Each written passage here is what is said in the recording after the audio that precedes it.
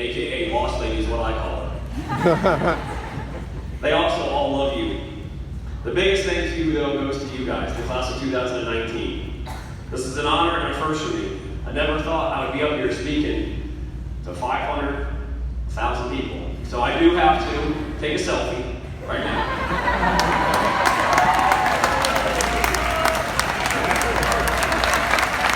That's just so we can prove that a dumb cop can still talk to you guys. Dr. Riley told me I wasn't allowed to cuss when I gave this speech, so I was like, shoot. Then Mr. Seckley told me I'm the first non-educator in 21 years to give this talk. So that also makes me the first.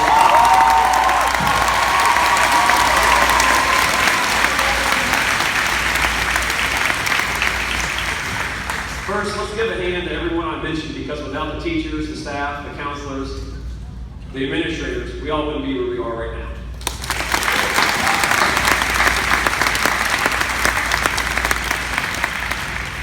Yeah, I'm a cop that dances, and I have to learn the dance moves from either you guys or my daughter. But I'm okay with that.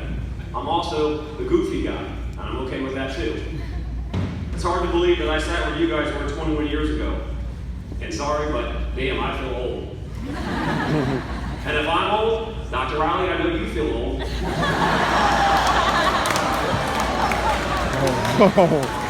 Dr. Riley's so old, before she was principal, she actually taught in her class to use a chisel and a flat rock, and that was the definition of show your work.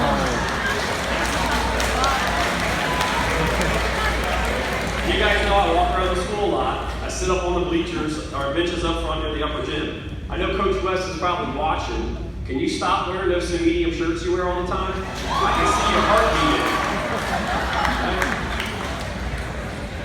And I know Mr. Corsi's jealous because someone got a tighter shirt than he is, but he does have the best hair.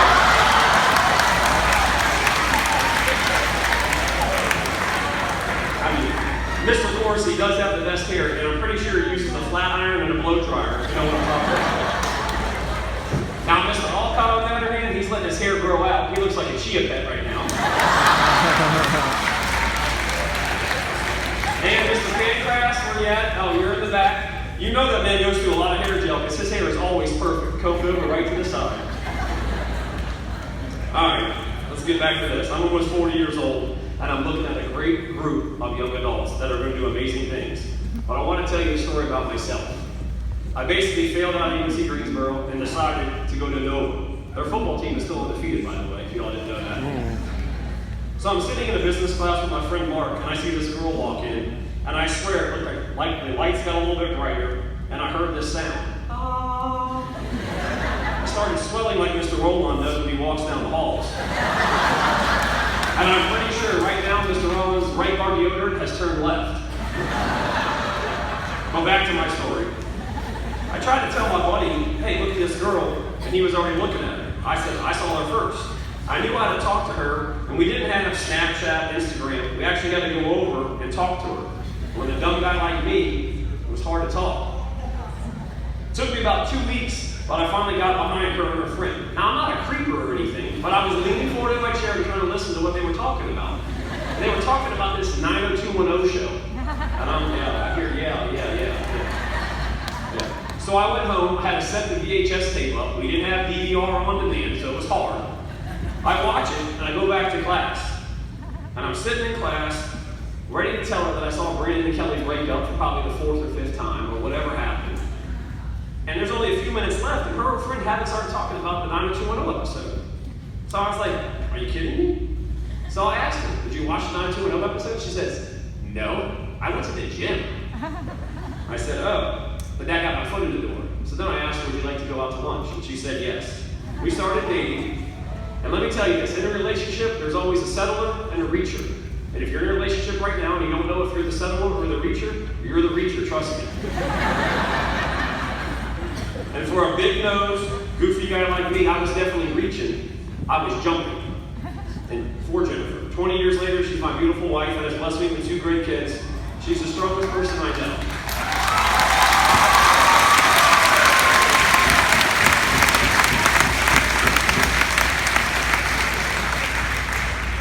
She's my biggest cheerleader, and she never has let someone decide what she's going to do in life. She doesn't let the negative pull her down. She looks at making other people's day before making her own. So I asked her, why do you do this?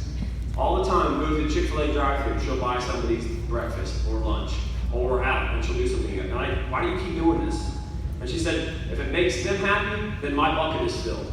And when she talks about her bucket, she's talking about her life bucket. It has nothing to do with those people. Yeah, it cost me $12 to get them a chicken biscuit and a sweet tea. But she says, that makes me happy. When she wakes up, she doesn't decide if it's going to be a bad day, or what happened to her yesterday, or somebody can say something mean to her. She doesn't wake up with a victim mentality. She wakes up with a victor mentality. Every morning, when she gets up and she's happy.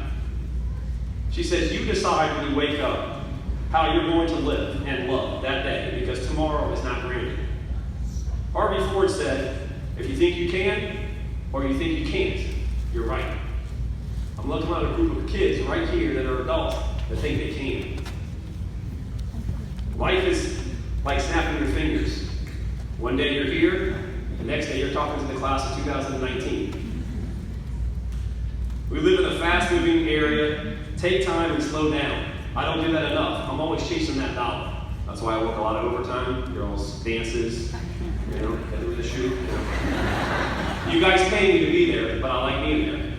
And Mr. Seckley always tells me, hey, you need to calm down and stop stressing. And here's a guy who always loves you.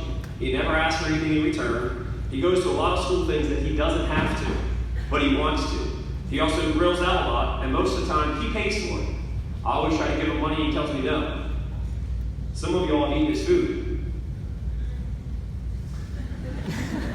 One person. I watched a lot of speeches on YouTube, and this person, the only one that stood out to me, and you all can watch it, is Inky Johnson. He didn't make it. Didn't make it to the NFL. He was a star athlete in college, and he got one hit. He changed his whole life. So I was watching it, and his youth football coach, he asked his youth football coach, Trey Hurst, this: why do you live your life the way you do? And he says, as long as you can make someone else's life better, then your life will also be better. Let's make the hours count, don't count the hours. I want to leave you guys with this. I said I love you in my speech a few times. Love is spelled two different ways. L-O-V-E and also T-I-M-E, time. Spend time with people and help others, because it's crazy how when you need love/time, they'll be there for you. Doing the small things right will take you far.